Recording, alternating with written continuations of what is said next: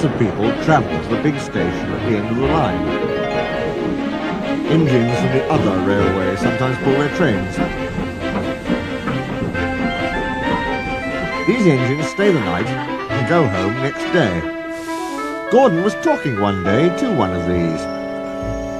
"When I was young and green," he said, "I remember going to London. Do you know the place? The station's called King's Cross." "King's Cross?" snorted the engine. "London's Euston. Everybody knows that." "Rubbish," said Duck.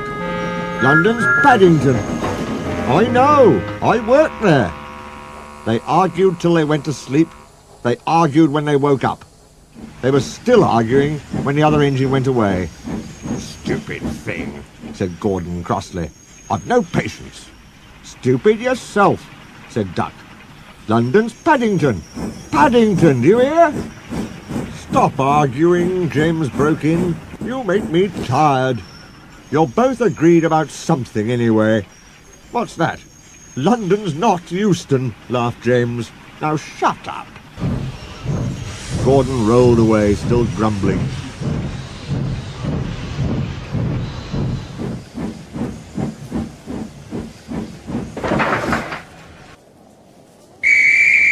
"I'm sure it's King's Cross. I'll go and prove it." But that was easier said than done. London lay beyond the big station, at the other end of the line. Gordon had to stop there. Another engine then took his train. "If I didn't stop," he thought, "I could go to London." One day he ran right through the station. Another time he tried to start before the fireman could uncouple the coaches. He tried all sorts of tricks, but it was no good. His driver tricked him every time. "Oh dear," he thought sadly, "I'll never get there." One day he pulled the express to the station as usual. His fireman uncoupled the coaches, and he ran on to his siding to wait till it was time to go home. The coaches waited and waited at the platform, but their engine didn't come. A porter ran across and spoke to Gordon's driver. "The inspector's on the platform. He wants to see you." The driver climbed down from the cab and walked over to the station. He came back in a few minutes looking excited.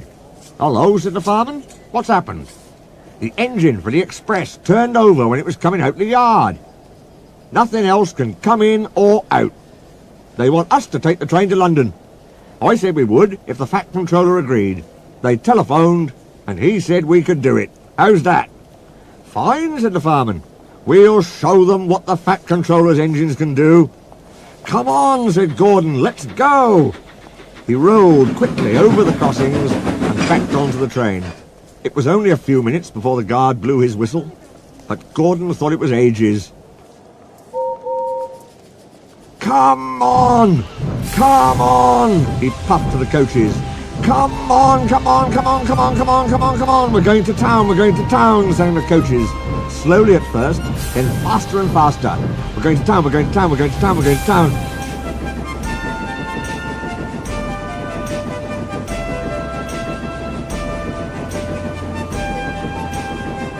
Gordon found that London was a long way away. "Never mind," he said. "I like a good long run to stretch my wheels." But all the same, he was glad when London came in sight.